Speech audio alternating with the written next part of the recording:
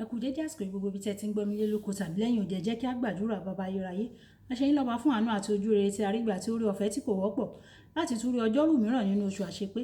Gbogbo ìyìn àti ọlá ni fún orúkọ mímọ́ yín. A ṣe yín lọ́ba Ọlọ́run aláàánú wa. A gbàdúrà wípé owó arọ̀ ìtẹ̀síwájú yóò rú fún wa lénìí ní orúkọ Jésù, àti wípé ọ̀rọ̀ tẹ́ ò gbọ́ lénìí yóò ṣe ayé àti ọkàn wa ní rere. Kò ní lòdì sí wa ní ọjọ́ ìdájọ́, nítorí tí a gbàdúrà ní orúkọ Jésù Kristi Olúwa wa. Àmín. Àmín ní orúkọ Jésù. Ìwé ọ̀run ṣíṣí tí a ti ọwọ́ olùṣọ́ àgùntàn Enoch Adéjàre Adébóyè kọ. Èní ọjọ́rú ọjọ́ 24 oṣù keje. Àkòrí tí a ó gbé yẹ̀wò sọ wípé dídàgbà nínú ìgbàgbọ́.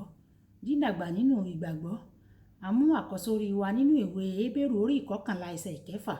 Hébérù orí 11 ẹsẹ̀ 6. Ṣùgbọ́n ní àìsí ìgbàgbọ́ kò ṣeé ṣe láti wù ú, nítorí ẹni tí ó bá tọ Ọlọ́run wá kò lè ṣa ìgbàgbọ́ pé ó ń bẹ, àti pé òun ní olùṣẹ̀san fún àwọn tí ó bá farabalẹ̀ wá. Nígbà tí a mú bíbélì kíkà wa nínú ìwé Máàkù orí 11 ẹsẹ̀ 12 títí dé ẹsẹ̀ 14. Ìwé Máàkù orí 11 ẹsẹ̀ 12 títí dé 14 tí ó kà báyìí. Ní ijọ́ kejì, nígbà tí wọ́n ti Bẹ́tẹ́lì jáde, ebi sì ń pa á. Ó sì rí igi ọ̀pọ̀tọ́ kan ní òkèèrè tí ó ní ewé. Ó wá bóyá òun lè rí ohun kan lórí rẹ̀. Nígbà tí ó sì wá sí ìdí rẹ̀, kò sì rí ohun kan bí kò ṣe ewé, nítorí àkókò èso ọ̀pọ̀tọ́ kò tíì tó. Ṣùgbọ́n Jésù dáhùn, ó wí fún un pé kí ẹnikẹ́ni má ṣe jẹ èso lórí rẹ̀ títí láé. Àwọn ọmọ ẹ̀yìn rẹ̀ sì gbọ́. Wọ́n sì wá sí Jerúsálẹ́mù. Jésù ó sì wọ inú tẹ́ḿpìlì lọ. Ó bẹ̀rẹ̀ sí lé àwọn tí ń tà àti àwọn tí ń rà ní tẹ́ḿpìlì jáde. Ó sì tarí tábìlì àwọn onípàṣípàrọ̀ owó dànù, àti ìjókòó àwọn tí ń tẹ ẹyẹlé. Kò sì jẹ́ kí ẹnikẹ́ni kí ó gbé ohun èlò kọjá láàrin tẹ́ḿpìlì. Ó sì ń kọ́ni. Ó wí fún wọn pé a kò ti kọ̀wé rẹ̀ pé ilé àdúrà fún gbogbo orílẹ̀-èdè ni a ó máa pe ilé mi, ṣùgbọ́n ẹ̀yin ti sọ di ihò àwọn ọlọ́ṣà. Àwọn akọ̀wé àti àwọn olórí àlùfáà sì gbọ́. Wọ́n sì ń wá ọ̀nà bí wọn ó ti ṣe pa á, tí wọn yóò parun, nítorí wọ́n bẹ̀rù rẹ̀, nítorí ẹnu ya gbogbo ìjọ sí ẹ̀kọ́ rẹ̀. Nígbà tí alẹ́ bá sì lẹ́, a jáde kúrò ní ìlú náà. Bí wọ́n sì ti ń kọjá lọ ní òwúrọ̀, wọ́n rí igi ọ̀pọ̀tọ́ náà. Ó gbẹ ti gbòǹgbò ti gbòǹgbò. Pétérù sì wá ìrántí, ó sì wí fún un pé, Rábì, wo igi ọ̀pọ̀tọ́ tí ìwọ fi bú. Ó ti gbẹ. Jésù sì dáhùn, ó sì wí fún un pé ẹ ní ìgbàgbọ́ sí Ọlọ́run. Lóòótọ́ ni mo wí fún yín, ẹnikẹ́ni tí ó bá wí fún òkè yìí pé sídìí kí o sì bọ́ sí òkun, tí kò bá sì ṣiyèméjì ní ọkàn rẹ̀, ṣùgbọ́n tí ó bá gbàgbọ́ pé ohun tí òun wí yóò ṣe, yóò sì rí bẹ́ẹ̀ fún. Nítorí náà mo wí fún yín, ohunkóhun tí ẹ̀yin bá tọrọ nígbà tí ẹ̀yin bá ń gbàdúrà, ẹ gbàgbọ́ pé ẹ ti rí ìgbà náà o, yóò sì rí bẹ́ẹ̀ fún yín. Wàyí ẹ tẹ́tí bẹ̀rẹ̀ jẹ́ láti gbọ́ ohun tí olùṣọ́ àgùntàn Enoch Adéjàre Adébóyè ní fún wa ní èní ọjọ́rú. Ìgbàgbọ́ ó wá nípa ọ̀rọ̀ Ọlọ́run. Ìwé Róòmù orí 10 ẹsẹ̀ 17. Bí o bá ṣe ń ka ọ̀rọ̀ Ọlọ́run, síbẹ̀ ni ìgbàgbọ́ rẹ yóò máa dàgbà sí. Bákan náà, nígbà tí Ọlọ́run bá ń bá ọ sọ̀rọ̀, ìgbàgbọ́ rẹ yóò máa pọ̀ sí. Fún àpẹẹrẹ, nígbà tí Ábúráhámù gbọ́ tí Ọlọ́run bá sọ̀rọ̀ nípa pé yóò ní ọmọ púpọ̀, ó ń ru ìgbàgbọ́ rẹ̀ sókè. Ìwé Genesis orí 15 ẹsẹ̀ 5 dé 6.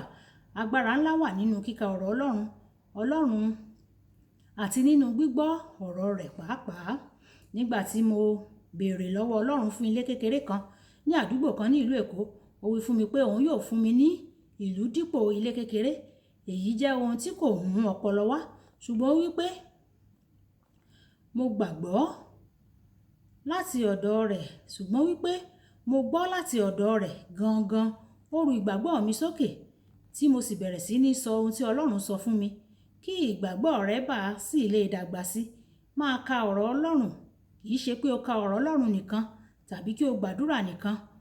Wá láti gbọ́ lọ́dọ̀ Ọlọ́run nípa ayé rẹ. Ní kété tí o bá ti gbọ́, tí ó sì ṣe ìlérí fún ọ, ohùn Ọlọ́run yìí yóò mú ìrúsókè bá ìgbàgbọ́ rẹ síwájú sí, gẹ́gẹ́ bí o ṣe jẹ́ kí àwọn iṣan ara rẹ kí ó máa yọ pẹ̀lú àwọn eré ìdárayá. Mú ìgbàgbọ́ rẹ dàgbàsókè sí nípa lílò rẹ̀ lóòrèkóòrè.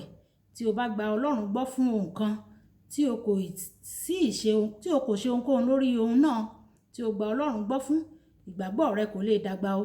Nígbà tí mo pinnu pé nípasẹ̀ sísan ìdámẹ́wàá mi màá di alábùkún fún, mo bẹ̀rẹ̀ sí ní san. Mò ń wí pé Olúwa fi ìyanu bẹ ìtòsúwọ́nà mi wò kí ó dàgbà. Lẹ́yìn tí mo ṣe èyí lójú ẹsẹ̀, ìgbàgbọ́ mi dàgbà. Lẹ́yìn náà ni mo mọ̀ láìṣe iyèméjì wípé sísan ìdámẹ́wàá máa ń fa ìbùkún Ọlọ́run mọ́ra. Ṣùgbọ́n mi ò dé ìpele ìgbàgbọ́ yìí àfi ìgbà tí mo ṣiṣẹ́ lórí ìgbàgbọ́ mi kékeré tí mo sì tẹ̀lé bí ó ṣe ń dàgbà nínú Ọlọ́run.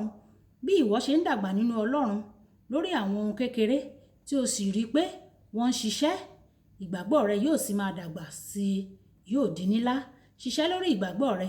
Pinnu láti ṣe àwọn ohun tó ju nǹkan tí ò ń ṣe tẹ́lẹ̀tẹ́lẹ̀ lọ gẹ́gẹ́ bí ènìyàn, pẹ̀lú ìmọ̀ pé ò ń sin Ọlọ́run tí kò ní gbèdéke. Bí o bá sì ṣe ń ṣe èyí, bẹ́ẹ̀ ni ìgbàgbọ́ rẹ yóò sì máa lékè sí i. Ní ìkẹyìn, ẹ̀rí náà máa ń mú ìgbàgbọ́ dàgbà sí i. Gbígbọ́ àwọn ẹ̀rí àwọn ẹlòmíràn máa ń ru ìgbàgbọ́ sókè nínú rẹ láti mọ̀ pé Ọlọ́run lè ṣe tìrẹ náà pàápàá. Ọ̀pọ̀ àwọn ènìyàn tó sọ ẹ̀rí nínú ìpàgọ́ ẹ̀mí mímọ́, wọ́n wí pé àwọn rí ìyanu wọn nítorí wọ́n gbọ́ ẹ̀rí ẹlòmíràn. Mo bẹ̀rẹ̀ sí ní lo ìlera àtòkèwá nígbà tí mo gbọ́ ẹ̀rí ọkùnrin kan tí ó kákò sí ọ̀nà méjì tí Ọlọ́run sì wòsàn. Nípasẹ̀ èyí, mo gbàgbọ́ pé Ọlọ́run lè mú gbogbo àìsàn sàn. Nítorí náà, mo gbé gbogbo ìlera mi lé Ọlọ́run lọ́wọ́. Máa gbọ́ àwọn ẹ̀rí àwọn ẹlòmíràn, pàápàá jùlọ àwọn eléyìí tí ó jọ ohun tí ìwọ náà ń là kọjá. Ènìyàn tí ó ti la irú àwọn ohun tí o ti là kọjá rí. Bí o ṣe ń gbọ́ àwọn ẹ̀rí wọn, ìgbàgbọ́ rẹ yóò ru sókè, ìwọ náà yóò sì rí ìyanu rẹ. Kókó ọ̀rọ̀: Baba, jọ̀wọ́ ràn mí lọ́wọ́ láti máa dàgbà ní ti ìgbàgbọ́ mi nínú rẹ. Baba, jọ̀wọ́ ràn mí lọ́wọ́ láti máa dàgbà ní ti ìgbàgbọ́ mi nínú rẹ. Ru ìgbàgbọ́ mi sókè kí n máa dàgbà nínú rẹ. Ní orúkọ Jésù Kristi, àmín. Olúwàbùkọ́lá Ayako ni orúkọ mi. Ẹ máa like ẹ máa share, kẹ máa comment nípa ẹ̀ kí àwọn ènìyàn kí wọ́n lè jẹ àǹfààní ọ̀run ṣíṣí Yorùbá. Ó dàbọ̀.